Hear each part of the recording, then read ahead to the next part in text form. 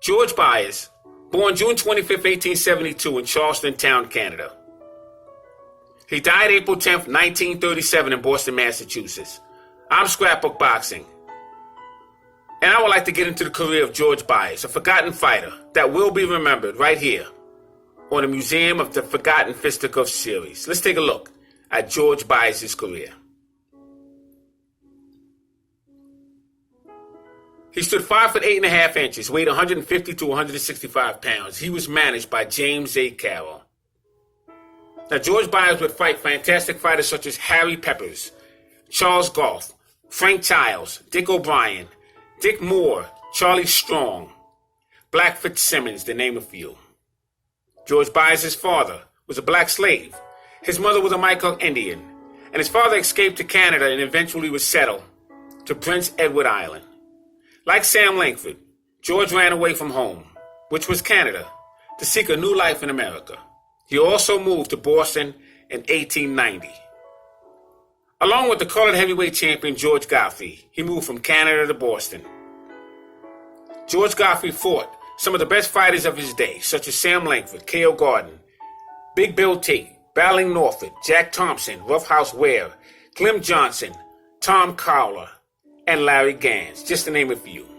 George Godfrey took the liking to the young George Byers, and he trained him as a student for 2 years. The Godfrey turned pros and made them great men. But he would turn George Byers into an outstanding humanitarian.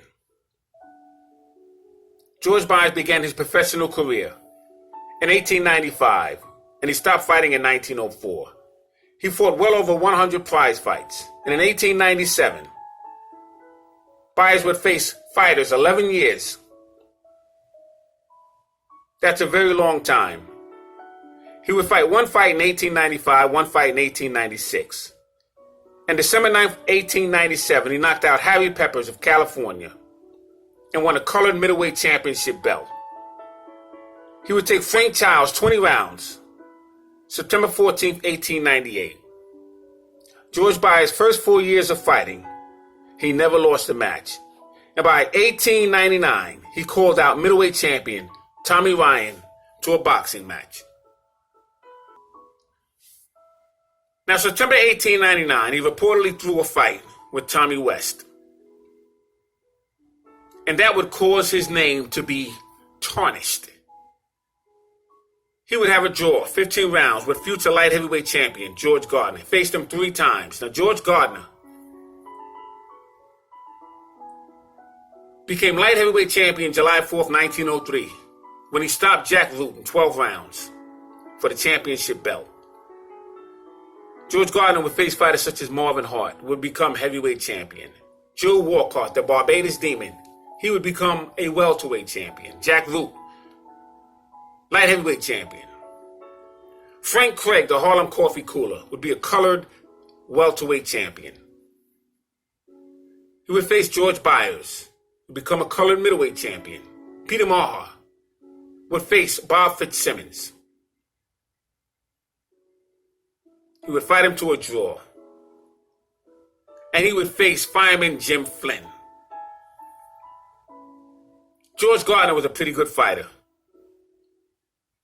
And Byers would face him 3 separate occasions. Now, what was ironic about those fights between Byers and Gardner was that there would be 2 draws between Gardner and Byers. And the last fight, Byers would lose on a disqualification, on a foul. I think Byers was not wanted as light heavyweight champion. November 5th, 1898, he would face Gardner 3 times. He would actually face him 1889, but caused himself a knockout victory by unintentionally fouling him. And Gardner would win in 14 rounds. In 1901, George Byers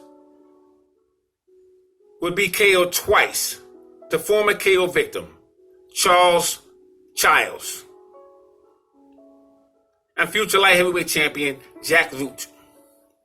He would also be stopped by Frank Childs. Now there would be 2 losses that would take Byers out of the championship contention. While fighting for other 3 years, George would face mysterious Billy Smith, August 19, 1901. It would be a 15-round draw. And he would face Jack Twin Sullivan, December 5th, 1902. January 22nd, 1903. John Sandy Ferguson, no decision in 8 rounds.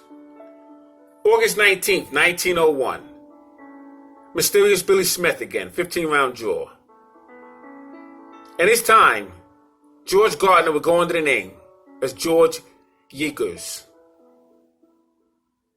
because he was prohibited from fighting in that state. April 7th, 1903, 12-round loss. And May 23rd, 1903, Philadelphia Jack O'Brien, 6-round no decision. 1904, March 14th, Black Fitzsimmons. There's a story about George Byers and Barbados Joe Walcott, met privately in May of 1899 at George Godfrey's Gymnasium. It would be considered as a private bout. These bouts were considered for a few spectators and special guests that must be selected by Walcott.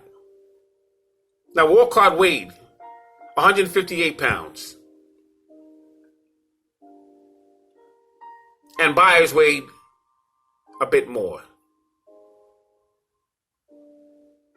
Now, Byers, supposing facing Walcott to a surrender in the 4th round. Now, that's the story that Byers would never talk about. But while training for a bout with Jack Root, a reporter asked Byers, did that really happen? This was in 1899. And Byers would eventually confirm that it did happen. Byers would turn into training fighters after his retirement.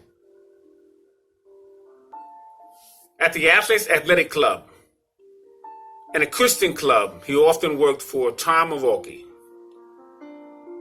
Now, Tom Maroki was one of the managers that would receive credit for taking on black fighters, as well as Leo Penn Flynn.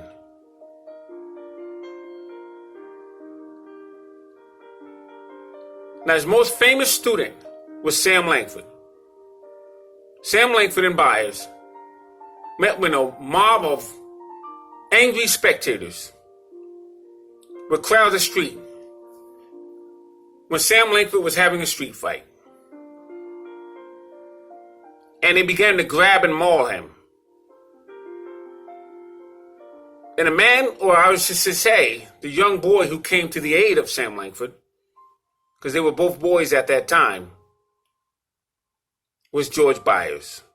And that's how Langford and Byers would meet and remain friends for the rest of their life. Now, this story was told by Sam Langford to the Weymouth Reporting Agency in 1924. Sam states that he was having a street fight with a young white boy, and while getting the best of him, the crowd began to mob him. And when a young fair-skinned boy stopped the match and broke up the horrible scene, it turned out to be George Byers. Langford always stated that Byers taught him most of what he knows. George and Sam traveled together many times when Sam was fighting. Byers acting as trainer, sparring partner, and a close friend. George Byers can be seen in a 1910 fight film, while Sam Langford was facing fireman Jim Flynn. That's the only fight footage of George Byers. Sam and Godfrey would eventually part ways from traveling around the country with George Byers. And Byers would settle in Boston, Massachusetts. Now, he would continue to train fighters and work at a local gym. Byers would have a freak accident that would permanently scar him and prevent him from continued training fighters. You see, Sam Langford had given Byers a monkey. And unfortunately, that monkey had found Byers' shaving switchblade. And he cut George Byers 6-inch laceration across his face. Now, George would survive that incident. And he would eventually become a porter in the late teens. After 20 years as working as a porter, he would eventually die as a heart attack in 1937. The same year that the second black fighter would become a heavyweight champion, Joe Louis would knock out Jimmy Braddock in the 8th round. How ironic. And he would become the brand new heavyweight champion of the world. Salute to George Byers. Another black fighter not giving credit for his skills and his ring career. But he would always be remembered in the Museum of the Forgotten Fisticuffs by Scrapbook Boxing. Thanks for watching. All great fights and all great fighters will never be forgotten on my channel. Salute to my subscribers. Salute to George Byers, a fantastic fighter.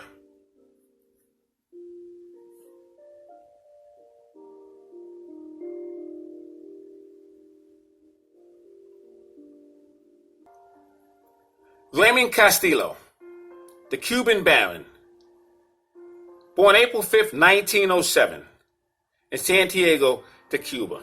He died January 24th, 1996, in the Bronx, New York. I met him. He stood 5'11" and weighed 130 to 147 pounds. Fantastic fighter he was. Esteban Gallard, known as Kid Carroll. He was born in Cuba, 1901, died October 7th, 1929, in Buenos Aires, Argentina. He stood 5'8.5" and weighed 146 to 158 pounds. He himself was a phenomenal fighter.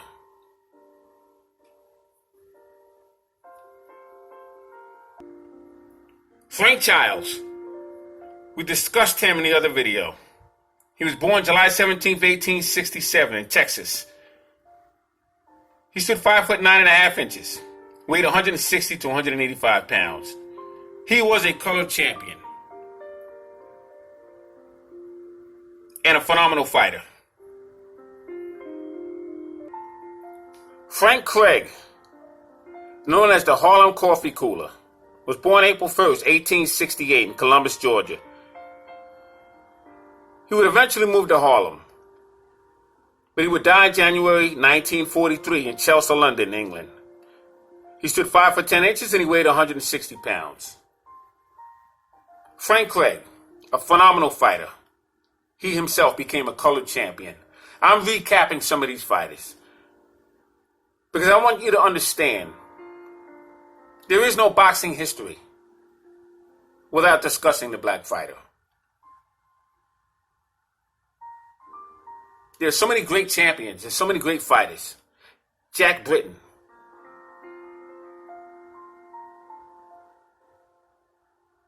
Frank Craig. Lynn Harvey. Tony Canzaneri.